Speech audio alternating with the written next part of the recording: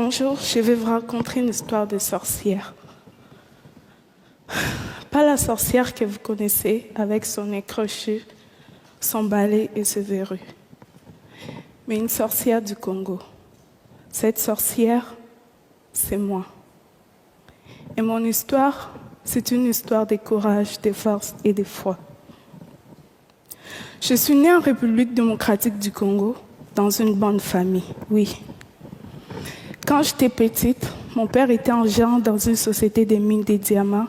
On vivait dans une grande maison en Bujimaï, dans la province du Kasaï. J'allais à l'école et j'étais heureuse. Ma mère vient d'une famille pauvre. À cause de cela, la famille de mon père n'aimait pas ma mère.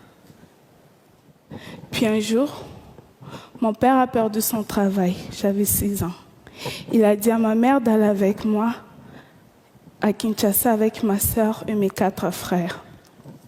Il a dit qu'ils viendront nous rejoindre pour trouver du travail. En réalité, sa famille lui avait demandé de se débarrasser de nous. Quand ma mère a compris, il était trop tard. Elle se retrouvait toute seule, loin de sa famille. Elle a dû vendre tout ce qu'elle avait pour nous faire manger. Elle avait changé. Elle avait tellement maigri. Ma mère a même fait venir notre grand-mère pour nous aider, mais nous avions toujours faim. Alors, ma mère a commencé à nous envoyer chez des amis. On faisait des kilomètres à pied pour aller chercher de la nourriture. C'est comme ça qu'un soir, je me suis retrouvée chez une dame qui m'avait donné à manger pour la famille. Mais elle était trop tard pour retourner. Elle m'a proposé de dormir chez elle et de repartir le lendemain matin. Durant la nuit, je parlais dans mon sommeil. Ça ne vous paraît pas très grave, n'est-ce pas?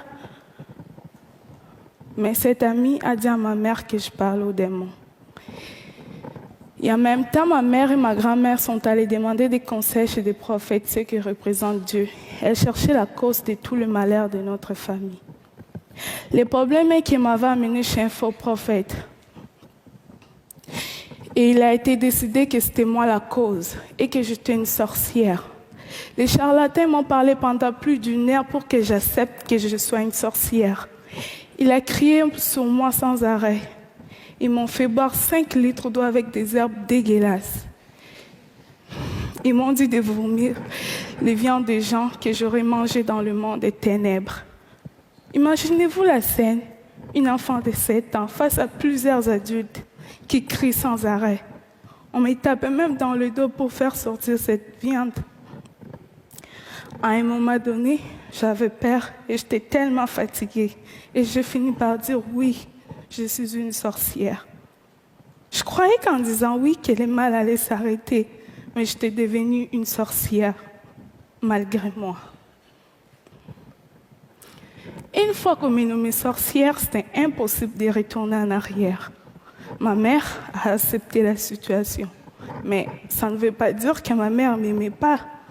Et en même temps, comme la situation ne changeait pas dans la maison, sans argent, sans nourriture, ma mère a décidé de partir avec sa sœur en Angola pour aller trouver du travail. Leur plan n'a pas marché. Et ma mère se retrouvait toute seule, coincée en Angola, sans argent, sans nourriture. Et finalement, elle n'est pas revenue. Contre sa volonté, elle a été forcée de nous abandonner, elle aussi. On a perdu toutes les communications avec elle. Et on est resté avec grand-mère. Pendant 2 ans, j'ai été traitée comme une sorcière. Les accusations, les cris, les jeûnes forcés, les piments dans les yeux. Elle disait que c'était moi la cause. Si ma mère n'appelait plus, elle pensait qu'elle était morte et que je l'avais sacrifiée. Elle a dit à tout le monde de ne pas m'aider, de ne pas me parler, de ne pas jouer avec moi. Dans mon quartier, on ne me laissait pas m'approcher des autres enfants. J'étais toute seule. J'étais pauvre. J'avais faim. Mais j'étais surtout pauvre d'amour. Et finalement, ma grand-mère, elle m'a chassée de la maison. Je suis devenue une chélier, une enfant de la rue. Dans la rue, on est comme des papillons. Là où le sommeil nous trouve, c'est là où on dort. Dans la rue, On devient des soldats pour survivre. On oublie la lecture et l'écriture pour apprendre à se battre. Dans la rue, je vendais des lots, des arachides, j'ai fait des ménages. Mais à chaque fois que je voyais les autres enfants aller à l'école, je me rappelais des jours où j'étais heureuse. Je pleurais. Je me demandais si un jour je pourrais sortir de la rue. Puis un jour, ma chance a tourné. J'ai participé dans un documentaire Kinshasa Kids. On m'a payé et j'ai tout de suite voulu donner cet argent à ma famille. Car même dans la rue, dès que j'avais quelque chose, je passais aller voir ma famille pour leur donner. Ma grand-mère a pris de l'argent, elle m'a encore remis dans la rue. Plus tard, j'ai entendu parler d'un film canadien qui s'est tourné à Kinshasa. La même personne qui s'occupait du casting, alors me connaissait, j'ai été invitée au casting. Je me suis retrouvée face au regard des enfants riches qui étaient là en édition.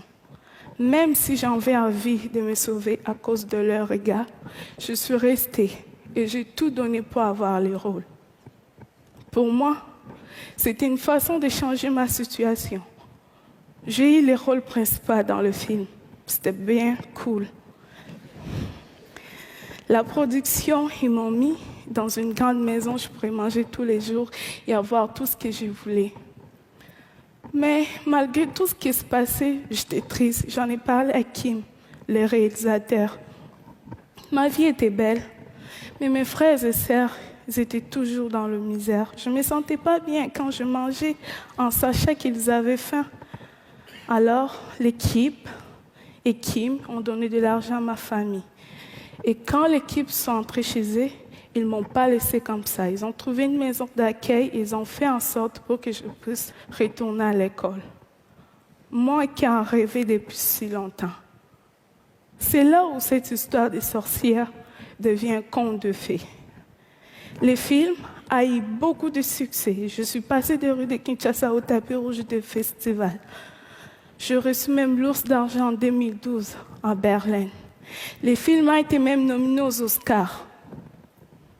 Et aujourd'hui, j'ai 18 ans et que j'ai reçu 18 prix dans le monde.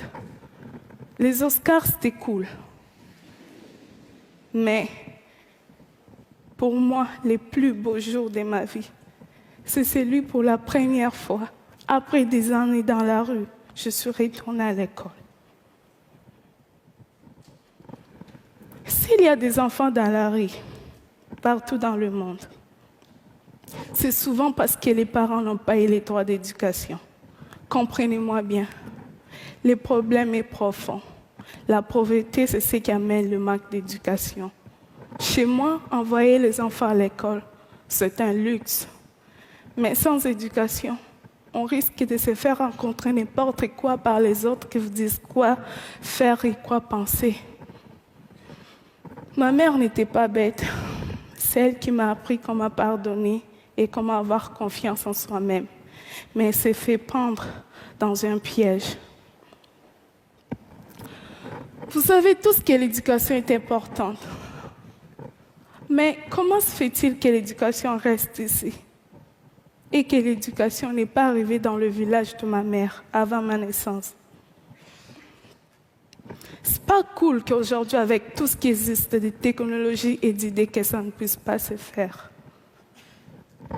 L'ignorance produit des sorcières. L'ignorance peut tuer.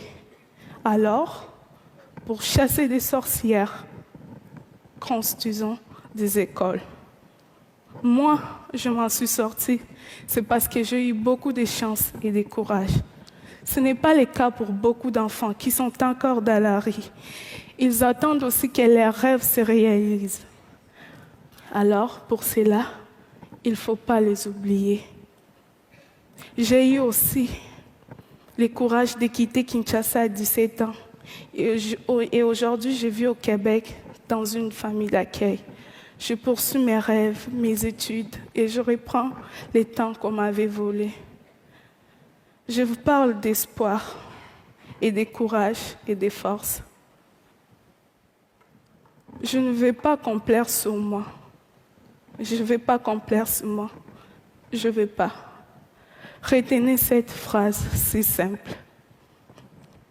Aussi longtemps qu'elle est cœur bas, tout est possible. Merci.